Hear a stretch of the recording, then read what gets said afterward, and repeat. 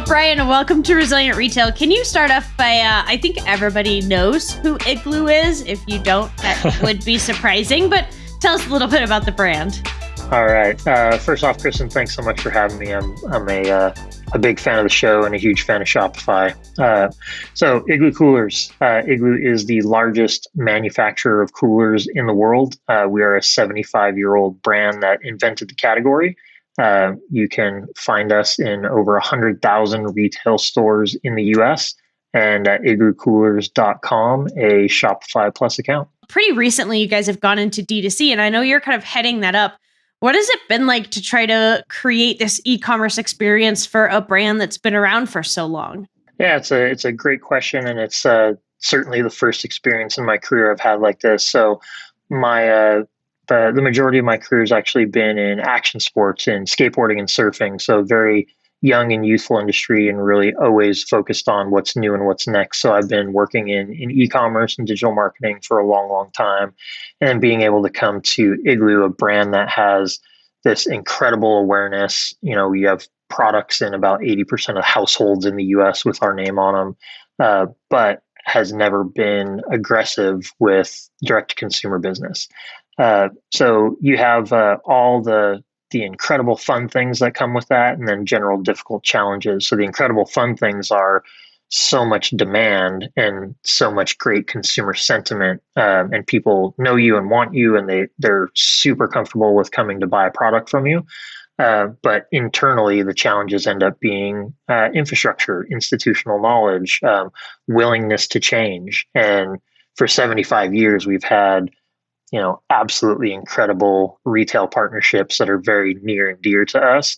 So strategically, then how do we go pursue this direct-to-consumer channel while preserving and building those retail relationships as well? Yeah, that's the part that I think is so interesting to me, is that Igloo is already managing this massive brand at such a large scale with so many retailers, with so many people who kind of now have control of the brand messaging outside of Igloo itself. And then you're almost kind of reverse engineering to like, okay, but we got to bring some of it back and we got to own the brand a little bit. What have been kind of the biggest challenges in figuring out that kind of, it almost feels like from most of our conversations, almost the opposite of a lot of what we talk about is coming back to your roots and getting back into direct to consumer, versus a lot of these conversations are direct to consumer or small retail, then they go wholesale. They're dealing with that. You're almost dealing with this opposite of like, we have this huge demand and brand awareness and everything on all these channels, but now we got to own it again on our own channel. What has been like the biggest difficulties, struggles, challenges, learnings in that side of things? Yeah, it's such a perfect analogy, because we have had all these incredible relationships with retail customers and buyers, but have been at arm's length from our end consumers. So I think, to your point, it's really about having that one-to-one relationship with the consumer. So the challenge internally was, okay, we don't have a ton of data because we haven't been dealing direct with consumers for so long. So one, we had to go build a thesis around it. And with what we can scramble together, who are our core consumers? How are the consumers that want to buy directly from us different than those that are buying from one of our retail partners? And then what are the products that we need to put in the pipeline to go design, develop, and distribute direct to consumer versus at retail? Because we are a ubiquitous name. People love us at retail. They're trained to buy us at retail. So we don't need to go compete with that sale. And there are products that we're not offering at retailers that we can be offering direct to consumer. And the more success we have there, the more data we get, the better informed our product development team can be. And then, I think that was really the difficult piece, is kind of getting that data engine built. But then the real benefit from it that we've been able to experience at the business is now we understand so much more about our consumers that we're able to use our direct to consumer channel as a testing ground of, hey, we're seeing a lot of activity over here. I think those consumers would also like this product, and we can launch it so much faster on a direct to consumer channel, and also we're a cyclical business. So we have a big ramp in spring, but we can go ahead and launch a product in fall and test it because there's still going to be some warm regions in the US where people will still want to buy coolers. Something pops and we can immediately go drop it into some key retailers and say, hey, this is working really well on direct to consumer. I think we should put this on the store shelves and find opportunities that we didn't know existed. Wow, yeah, I didn't even think of the D2C channel almost as this like R&D part of the business where you're able to do that kind of quick turnaround research and understand your customers. You mentioned something there that I find really interesting is that you start to have these different kind of customer segments and profiles of people who will buy directly from Igloo, who want to shop online versus people who want to go in retailers. And then that can even branch into more and more nuance of what kind of retailer and what location. And then we get into conversations about how do you merchandise across all this? How do you market across all this? How do you even, before we get into those details, how do you even start to manage this many customer segments and understand how all these pieces work together to create this kind of what we call holistic commerce instead of very siloed commerce? I think every single person out there that works in consumer goods as a brand marketer has the exact same question in their mind at all times of resource allocation.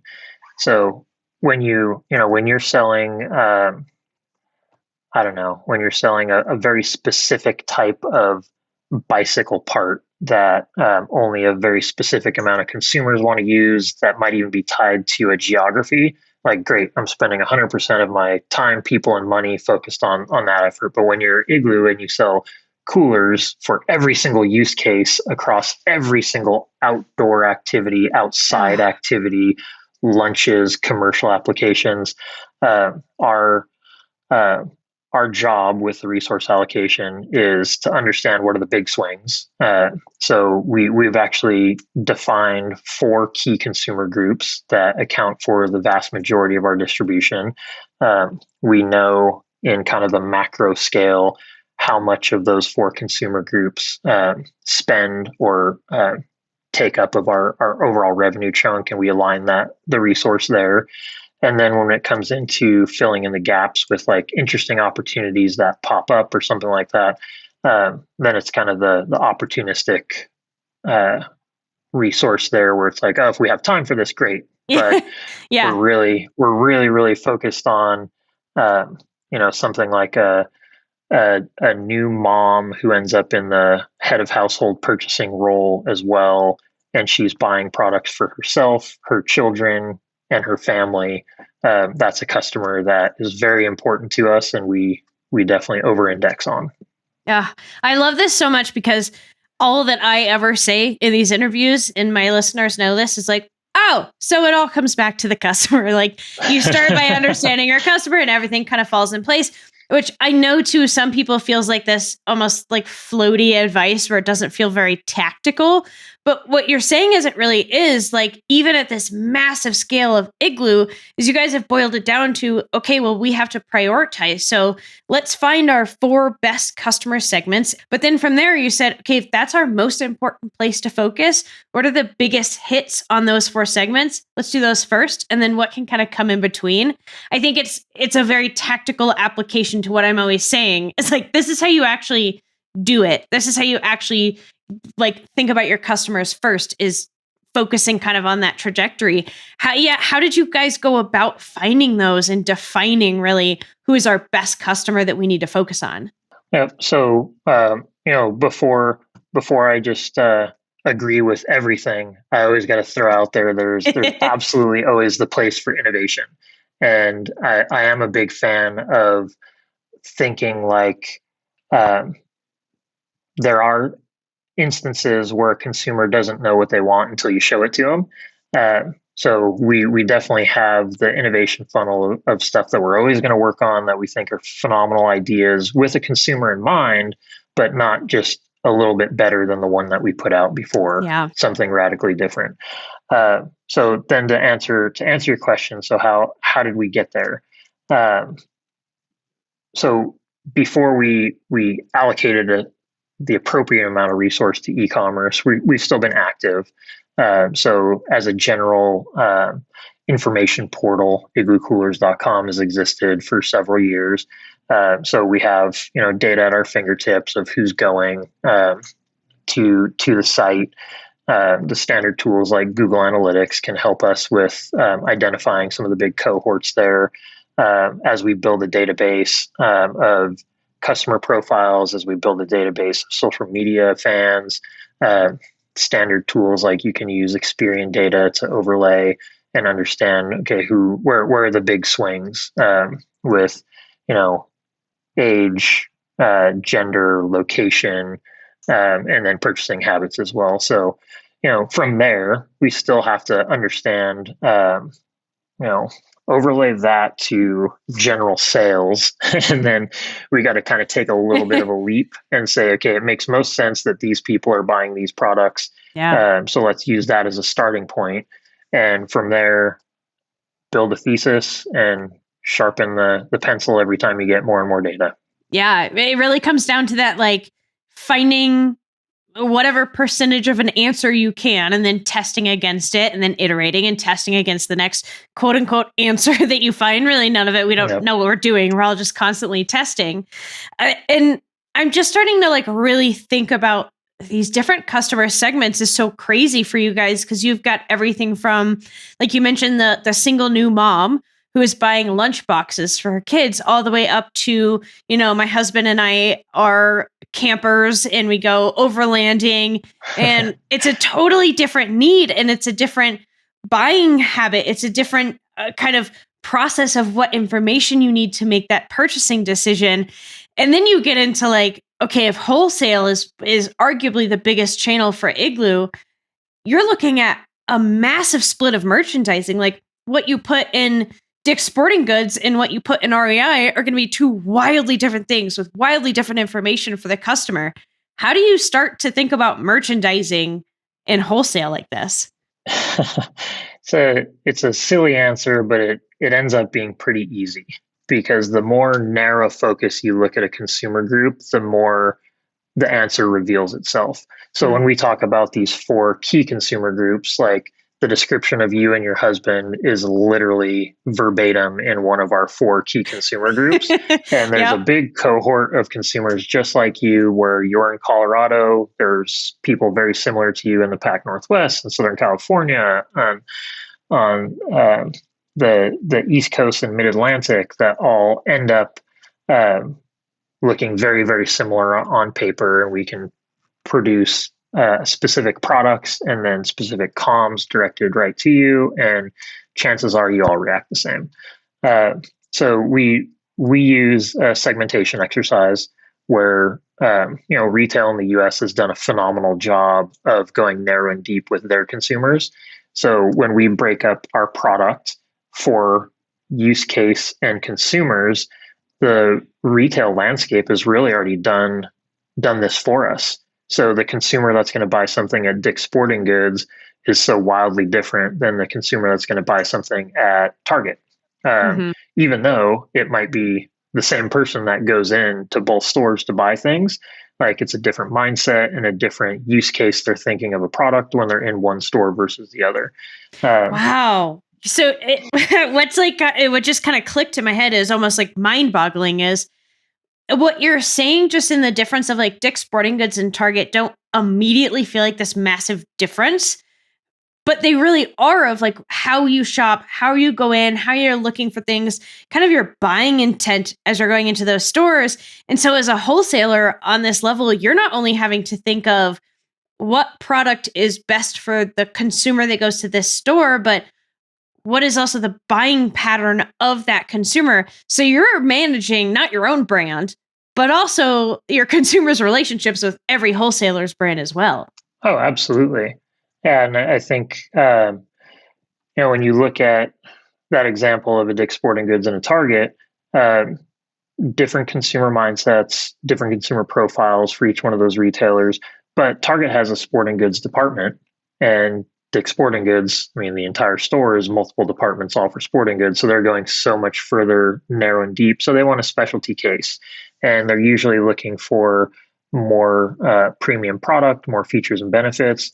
And the department in Target is more mass acceptable, where they want a product that's a fantastic value and is going to get the job done for the use case for that consumer, where they might not want or need the most expensive, craziest features, all that stuff on a cooler.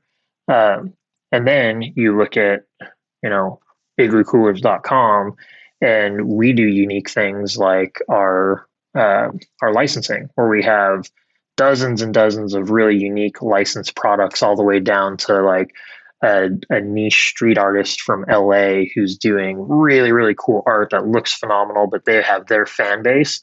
But that's not the right product for Dick's Sporting Goods or Target or any other retailer out there. So it fits really well with igloocoolers.com. And we can also target the consumer who very much wants that product and wants to buy it directly from us. Yeah. So we're talking really about this idea of kind of using customer segmentation to then make merchandising and communication decisions. For someone who's listening, who's going like, all right, I hear you, but this all seems like this concept that I can't even quite grasp onto. What does this model even look like? How, like on your end of the business, how do you make these decisions? What data points are you looking at? How are you managing all these different decisions and figuring out, okay, this goes there, this we can test on D2C, this we can test in Target. How do you even start to make those decisions? It's all a question of scale, right? So we have a very large product line. We have a brand that's been around for 75 years. We've got lots of incredibly talented people on product teams, comms teams, distribution teams. When I look at, a lot of Shopify merchants are one person with a small brand. So where they're very, very different than Igloo is just the size of scale, where they're very, very similar. And to get back to the point here is we're matching a product, a use case, a consumer, a price, and a time.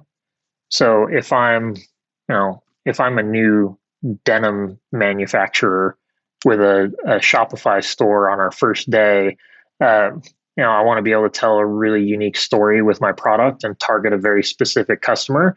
That's exactly the same thing we're doing. We're just doing it at scale with both depth and breadth of our product line. Oh, I loved that so much. You just did like the dream thing for a podcast host. You did my job for me. You said, cool question, but let me bring it back to your audience for you and give them exactly what they need. So thanks for being better at my job than me. That was wonderful. I know you guys have used... You lead me to water and I'll drink. It's the podcast host trap. It's what we do, right? So I know that you guys have used some really interesting kind of like business intelligence and data to increase efficiency over this scale and also just get a lot more strategic with these decisions. So it's less of that. I know you're like, it's test and figure out, but you have some data and some intelligence that goes behind those decisions. And I know you guys found out some very interesting stuff when you ran those. Can you tell us a little bit about that? Sure.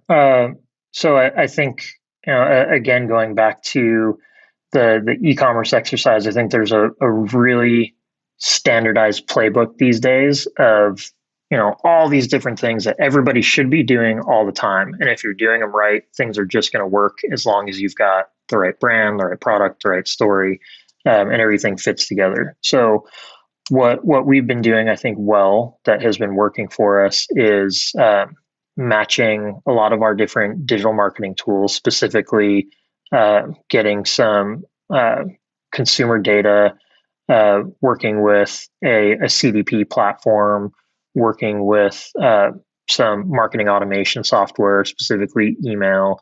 And we've been able to identify things like when a consumer buys a specific product, that cohort is always likely, or say, 25% of that group is coming back to buy product number 2.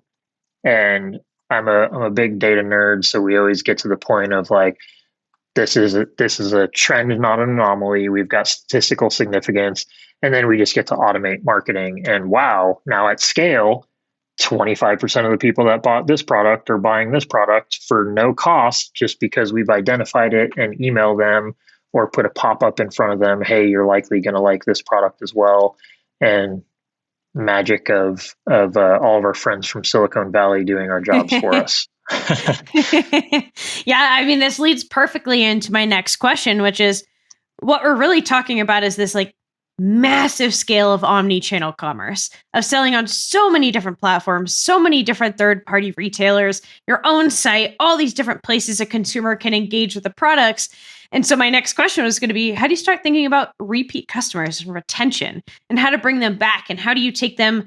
Do you take them from offline in a third-party retailer like Target to D2C? Do you take them from D2C and then let them know, hey, this is specially available in your city? And starting to think about that, and just the pure data place that you can come from is so interesting. And for a listener who's like, okay, cool, but we don't have business intelligence and we can't do these large data studies, really what you're saying is something that even at the smallest scale you can do, which is figure out what products and what experiences lead to more return rates, or not return rates, Repeat purchase rates, repeat purchase rate. Brian, you're the podcast host today. You host the podcast. I can't do it today. A higher repeat purchase rate. And you can find that all the way down to like, okay, a local cafe, if somebody comes in and buys breakfast and a coffee, are they more likely to come back again and get breakfast again? Or the next time they come in, do they try a pastry? Do they try this? And the way I like to think about it is once you start to find these data points, and like you said, it's trends. It's not an anomaly. It's a trend that you find. Doesn't mean everybody's going to follow that perfect journey, but you can at least see like, okay, a lot of people are going to do this. So it gives us point A and point B. And now with marketing automation through email, SMS, content, social media, you build the journey for them. You kind of build their path. You build the map so they can get to that point B, because you know they're trying to get there. So you can just kind of guide them in. But on that retention scale, the retention at this multi-touch point situation where somebody buys an Igloo at Target, they're not in your ecosystem to email them. How do you start to manage all those different relationships going on? Now we're getting complicated. As I knew we would. There you go. Yeah, we have, I think, direct to consumer with igloocoolers.com, it's fairly easy, where just like everybody else out there, we're doing the best job we can at plugging all the holes in our leaky bucket. So we're very much at the beginning stages of our direct to consumer journey. So for the first several months, even a couple of years now, we're very much focused on customer acquisition. And we know that there's lots of demands.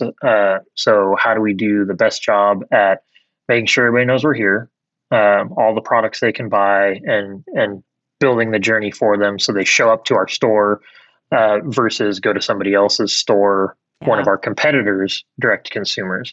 When they're already going to one of our retail partners and buying our product, fantastic. That's a win for us, and we want them to keep doing that.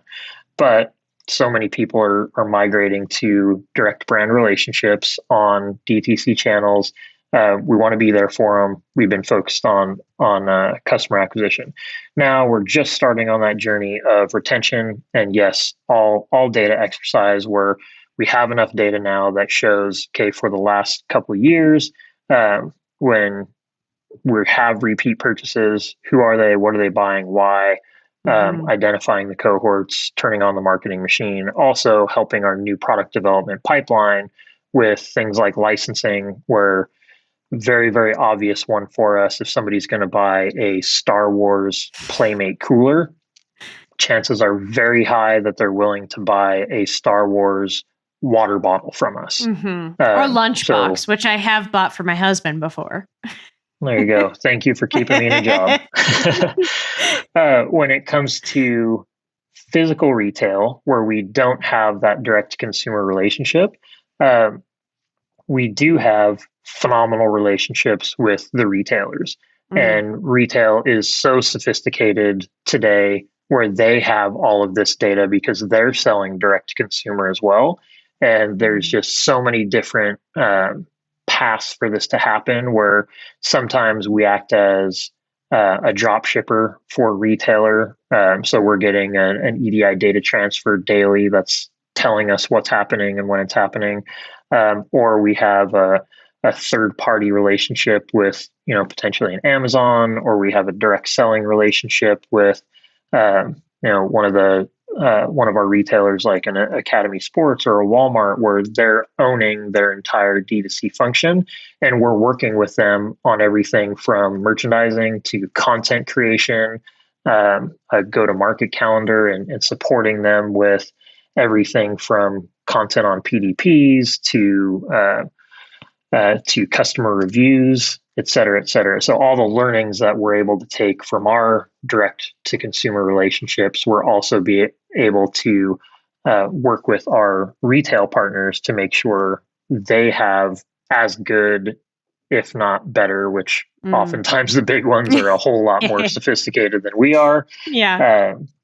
Yeah, but it's all about, for us, our direct to consumer business is all about growing the pond and segmenting the business, not trying to win the purchase for somebody who's already going to buy one of our, very very accessible products. Say there's like a small retailer who's listening who's thinking, okay, I think there's a possibility for a wholesale part of my business, even if it's, being wholesale to two or three other retailers in their city.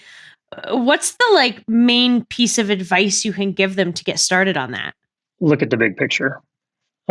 So I think, one of the things that I was thinking out with your last question is, as e-commerce store owners, we tend to overemphasize the conversion when really we have to look at the holistic business. So the repeat purchase rate goes up, not because they have a fantastic conversion experience, but because they have fast shipment. The product is awesome. The customer service is amazing.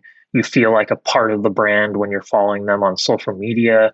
Like, this is a holistic experience that gets people to come back.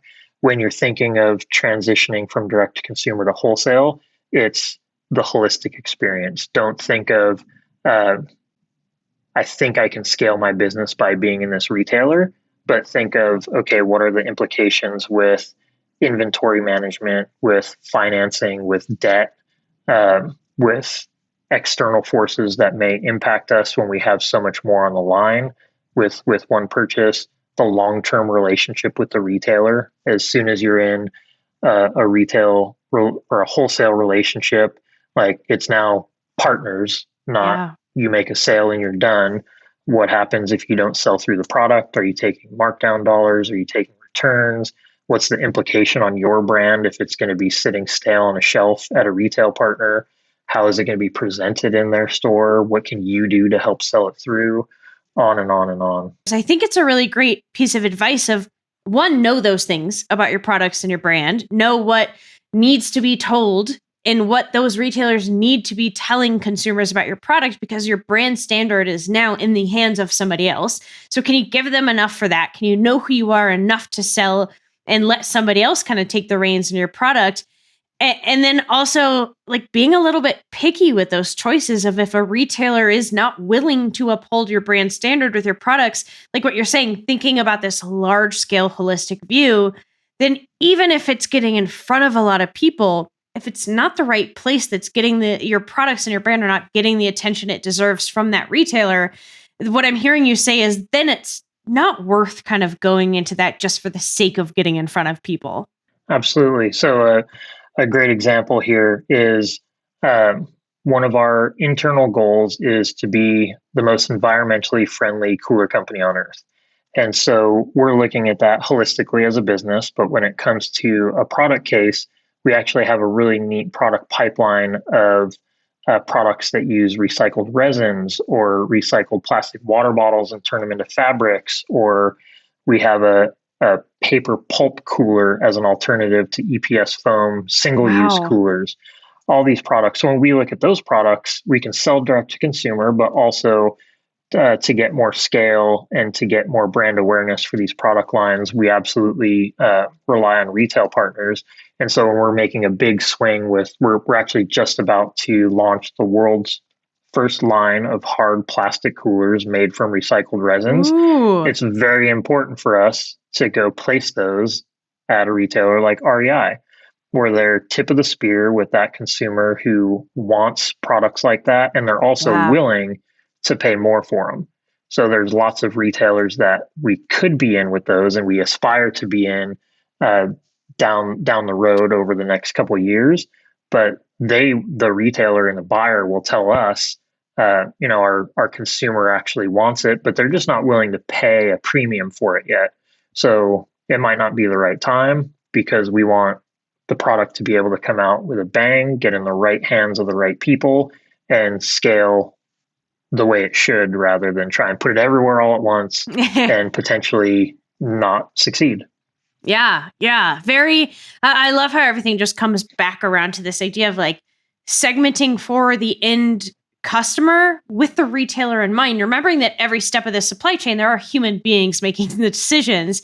And so if you're serving both the retailer and the end consumer in the best way possible, that leads to, like what you said, the best partnership, not just transactional kind of my products sit on your shelf and I hope they get sold when somebody walks into the door, even though you're not doing anything extra for us. Yeah, I think it always comes down to who's willing to part with their money to buy your Mm, product.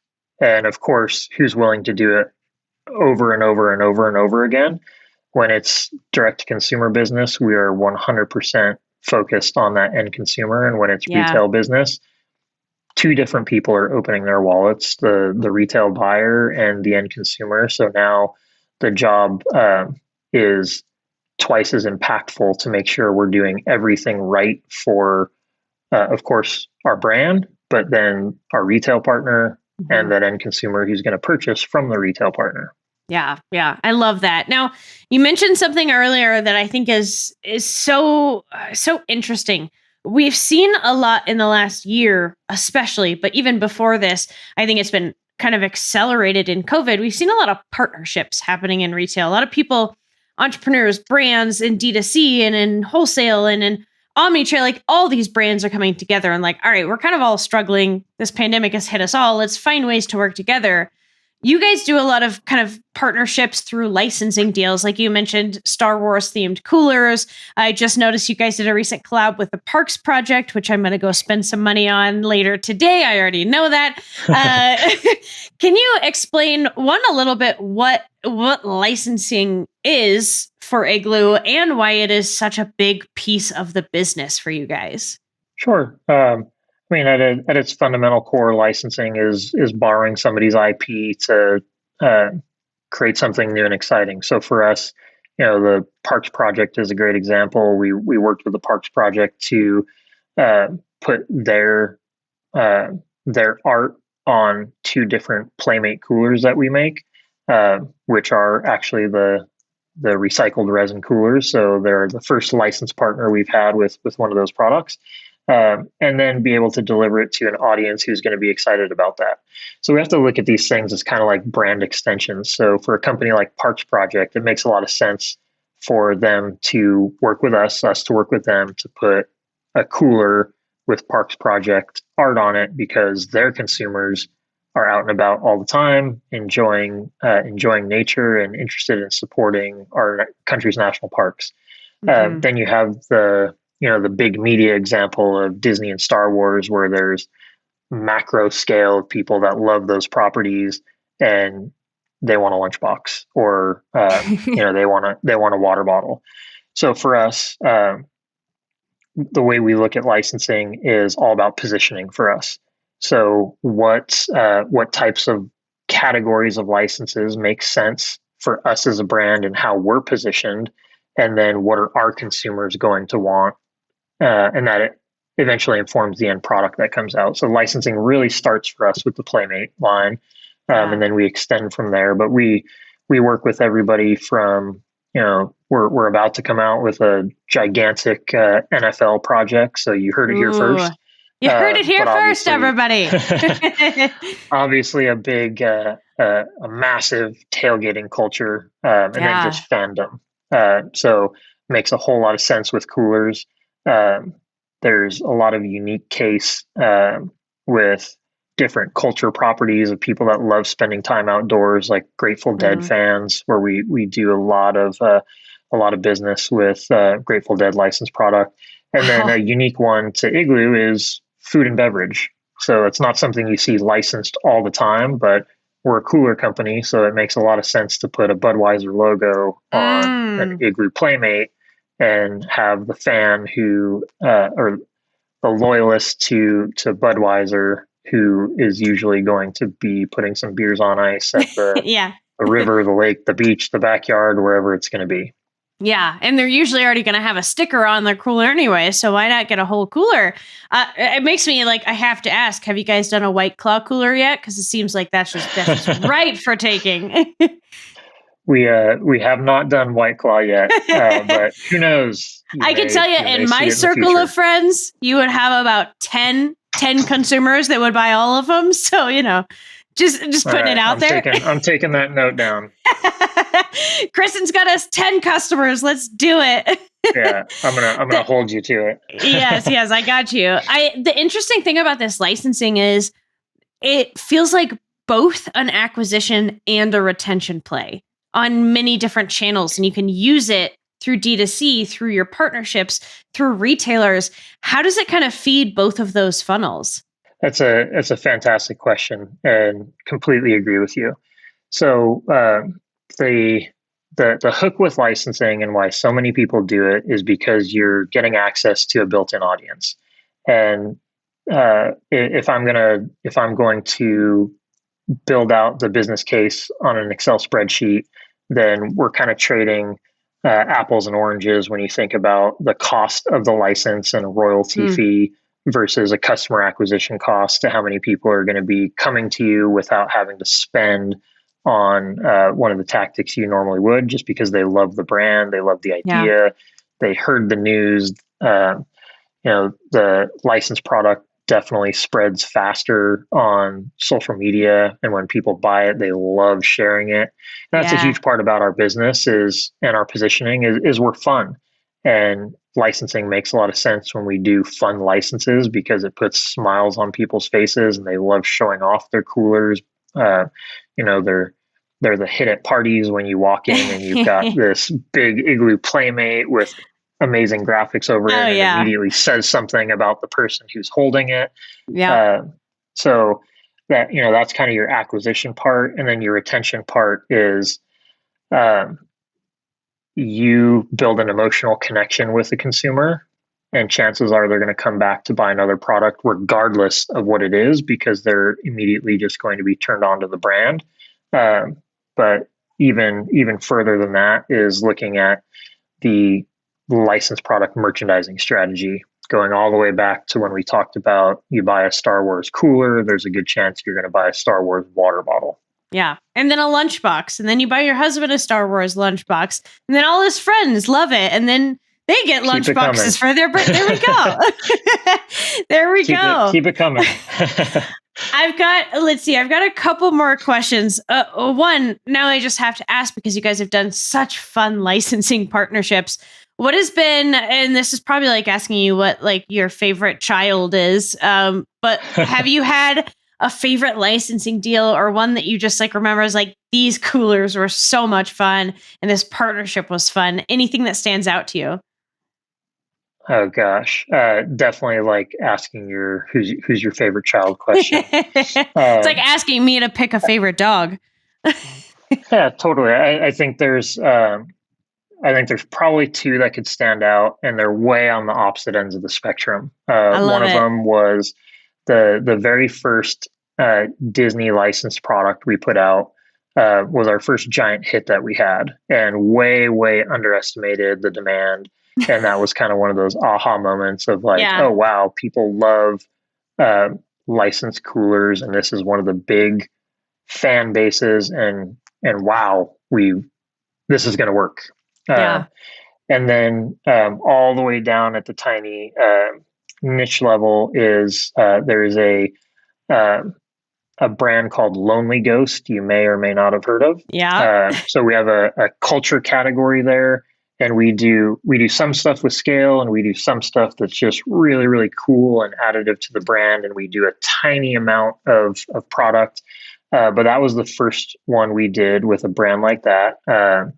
Indie Blue awesome, just Ugh. culture curator. She's got a big following on social media, created a brand called Lonely Ghost, and we did a really fun project with them. And it sold out in just literally minutes. And we did two drops, one on their direct to consumer, and then two on igloocoolers.com. And the entire product drop on igloocoolers.com was promoted via SMS from Lonely Ghost. So after they sold out, Wow. which honestly I think was a minute and a half, they sent a text to their fan base that said, "Oh, surprise, we're gonna sell some with our friends at igloocoolers.com," and those sold out in a matter of minutes. So it was super, Wow. super fun to see a project like that that just has an awesome following, and loved a product and a project where we put smiles on faces. Yeah. It's so cool because it's like you would never imagine a cooler company being able to get into like almost the sneakerhead fashion drop culture, like the supreme drop culture. And that's what it reminds me of is like there's this exclusive factor in when you have a brand with that much love, very much like the sneaker culture. Like we had Jeff Staple on for season one when he did a partnership with Nike because he had such a big fan base. Like, yeah, he caused riots in the streets and every time he had a shoe Yep. drop, and I think a lot of people just associate that drop culture with only fashion, but this is such a cool Yep. story of like that exclusivity factor can go way beyond fashion. It's the same kind of, oh, I'm such a fan of this brand or this community, and then they create this product and there's only so many of them. I'm going to run and get on it really fast. That must have been, I can't even imagine like the adrenaline over that day watching the sales kind of like just tick in like that. Yeah, I absolutely love it. And of course, to your point, somebody like Jeff, who is really at the forefront, the epicenter of creating sneaker culture as it is today, and the Nike Yeah. Pigeon Dunks and the resale market. Uh, and we definitely do our best job with a lot of those learning lessons of managing supply and demand when we do something that is uh, additive to the brand, and we're not really concerned about the overall revenue. Like Yeah. we do it really really under the microscope of making sure every little I is dotted and T is crossed, and this is going to be cool as heck. And it's funny because you can go on eBay, you can go on StockX, and you can find some of our products that we've I done bet. limited edition drops when they are, we just get it right with the brand that we partner with Igloo, the comm strategy that we take to it, and if it's like Lonely Ghost or if it's a parks project where you have the consumer that like a cooler is a part of their life, like they're going to want that one so bad that I mean an average license playmate for us sells between $40 and $50, and we've seen stuff go on eBay for $500. Wow. Wow. Not quite Jeff Staple pigeon dunks money, but it's Uh, pretty humbling to see. Yeah. I mean, I'm just thinking about like my personal experience with coolers of, my husband grew up in Minnesota and his family did all these trips to the Boundary Waters and camping trips. And we still have his parents' like 50-year-old orange Igloo container. And it's like super special to us, especially him. Like there are so many memories in that and now it's almost this like cool retro thing that we own that, yeah, you get to walk into like, we've gone to an outdoor party where we show up with it. People are like, that's so cool. And we're like, yeah, it's cool. It's like retro and vintage. It's very cool. It's still like that kind of secondhand market still definitely applies, which is amazing. Oh And yeah. Well, I gotta touch on that. Sorry to interrupt, but yeah, I have do to it. tell No, do it. I have to tell the story. Is uh, That's our cheat code. So when you think about consumer brands and authenticity, like Yeah.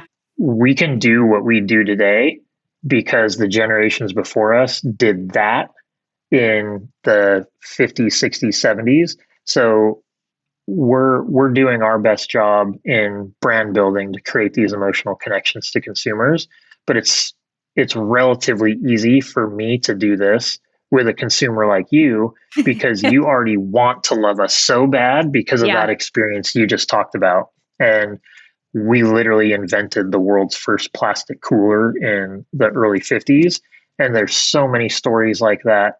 Also, a big part of our brand is we're durable. We make Yeah. products that are generational. So there's literally millions of stories in the US of people that are core consumers today that remember the brand with fond memories because of road trips with their family way back when, and Hmm. they still have that product in the garage somewhere.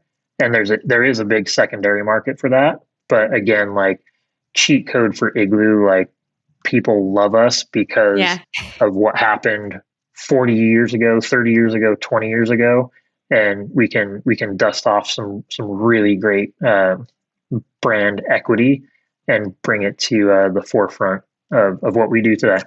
Yeah. And honestly, it's a futuristic cheat code for somebody who's starting off right now, which is think about the long play. Think about decade long customer loyalty. And if you're giving people those extraordinary experiences with the product, around the product, how you're educating them with the product, treating them as a consumer, you can build this brand loyalty that spans, like you said, generations. And then it becomes so much easier to do everything else, even though those first couple years might be a little bit of like putting your nose to the grindstone and doing the hard work and sometimes doing things that don't scale and doing things that don't make sense on your metric sheet, but knowing that you're playing this like multiple year long game if that's really your goal.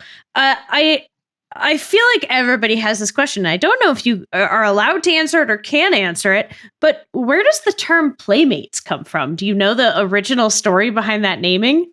That is a really great question, which I don't know the answer for, but I do know a lot of the ancillary story around that. Hmm. So uh, sales plug here. This year is the 50-year anniversary of the Playmate.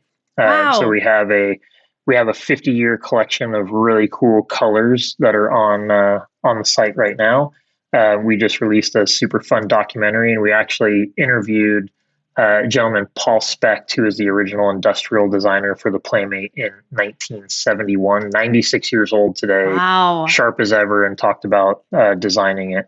So from what I gathered, the name was basically just fun and whimsical, where it was meant to be the world's first personal cooler and something that Hmm. you would take with you wherever you needed to go. So, hence, this is my Playmate, and we're going out for a recreation experience together.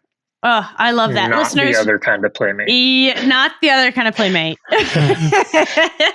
Got to make that distinction. Listeners, we'll make sure that the link to that documentary and everything is in our show notes. So you can go watch it. Brian, you are the first person who brought the crazy world of blockchain and NFTs and the metaverse and all this insane stuff to me into my brain. Listeners, if you go back to our preseason episodes, and there's an episode with Taylor Holiday in which you go into NFTs and how this all applies to retail. The reason that episode happened is Brian's fault because he melted my brain one day and then I couldn't let go of it. And I went down a rabbit hole and we had to have an interview about it. And so I know that you've just got some like wild ideas for the potential future of retail. If you had, one or two just crazy predictions of things you could see happening, whether that's this year or in 10 years or in 30 years, do you have any wild retail predictions for us? Man, I don't know. I I feel like a couple months ago we had that conversation, and today my point of view on it is already different. Like what seemed wild 2 months ago just isn't that wild today. Um, I definitely visit a lot of retail. Obviously, do a lot of business at retail. Hmm. All all of course omni-channel through direct to consumer physical retail. Um, what I love, the trend that I've seen over the years and where I've had the best experience personally, is when retail becomes more of an experience rather than a chore. Um, you know, as you know in our conversations, I'm kind of have a little bit of the futurist mind where anytime something is turns into a chore and you have to do it more than a couple times, I want a robot to do it for me. Hmm. But Hmm. a robot can never give me the emotional experience that I have when you go into a store that has just incredible merchandising. You learn stuff. They have a phenomenal staff. limited edition products, pop-up stores, things like that. Hmm. Anybody in the LA area, if you went to the Stranger Things pop-up that happened in, or it's still going on, I think in downtown LA, I thought that's a phenomenal experience. I could see more of that happening. But also, I love the idea of like a digital art gallery. Like I want to walk into a physical store and see all these pieces of NFT as holograms and be able Yeah. to, you know, not touch, but kind of have an experience with something and be able to buy a digital good with almost a physical experience, or to be able to go into a store and just build any product that you think you Oh, want yeah. and be able to have it made immediately. I think things like that could be super, super cool. Yeah. I remember when we first talked, the thing that I walked away with going like, I think it stuck in my brain for almost a week was you told me about this idea that maybe one day, when we were talking about customer segmenting and all this stuff, one day you'll be able to walk into a store and that store will have some kind of um, camera or collection or way of noticing, okay, that is a single mom who's probably going to look at this product. So then the shelves change, the merchandising on the shelving start to change based on who is walking up versus, my husband and I walk up and there's something that says, okay, they're looking for highly technical outdoor kind of cooler. So the cooler section changes physically, literally the stock on the aisle changes based on who's walking in the store. I remember you told me that, and I think it took me about 4 days to fully get my brain wrapped around the idea. And then it was like, oh man, that is the future. But I do think that it's so cool to think about this. And I love the point you brought up that the future is this balance between these crazy technological advances, like turning things into robots. And we have little robots that vacuum our house, so we don't have to do it. We have robots that can feed our dogs, so we don't have to do it. We're going to have technology and retail, like changing the entire stock based on who walks in. Balanced with the future is also going to be very dependent on creating human experiences to kind of have a medium between everything being tech and still getting a connection with other people. And maybe the pandemic has made that more important to the future. Maybe that's always been a part of the future, but I think it's a really, I think a strong take on the future of finding this in between of experience on a human level and advancing that experience with human technology. I couldn't agree more, and I think the wild card that's thrown in there, the hot topic issue of today, is privacy. Yep. So when we talked about, the idea of in movies 10, 15 years ago, you would see somebody walk down the street in Future Town and like all the ads and billboards change based on who the person is. And that happens today when you think about social media. Yeah. And I personally love that. And I like giving enough data when I'm on an ad sponsored model media portal, where if I have to look at ads, I very much appreciate that they're ads that are interesting to me, and that increases the chances that I'm going to buy something, of course. But then you take that a step further to the direct consumer experience, and what we were talking about in a physical application of a store changing around you already happens today. When we have Yeah. somebody from one of our key consumer groups, we can tailor an experience, drop them on a landing page. If they're a returning customer who's cookied, we can tailor an experience. And yeah, absolutely, I could see a next iteration of that being, your a store like a big sporting goods store with lots of different departments. Like you immediately walk in and have merchandising for what you want, and the product that you're thinking of, or that potentially you expressed you want to buy a specific model of soccer cleats. Like Yeah. you're going to walk in and that display is going to come to you versus you Yeah. having to go try and find it. Like I think that could be so cool. Yeah. It'll be cool and crazy and exciting. And we will have a show to put on for years to come, which is good for me. I guess I can't be too upset about this. It puts me in a good place. So, last question today for you, Brian. What does resilience mean to you? All right. Resilience means putting in the effort to get the job done. That can be a pretty broad reaching answer, but I think however much you're willing to do to get an end result, resilience is making that happen. Brian, thank you so much. It's insane that I am talking to you. I have known Igloo as a brand for my entire life, and I believe I will know Igloo as a brand for the rest of my life. So this has been such a pleasure to talk to you. Thanks so much, Kristen. Again, thanks for having me. Love the show and appreciate you having me on.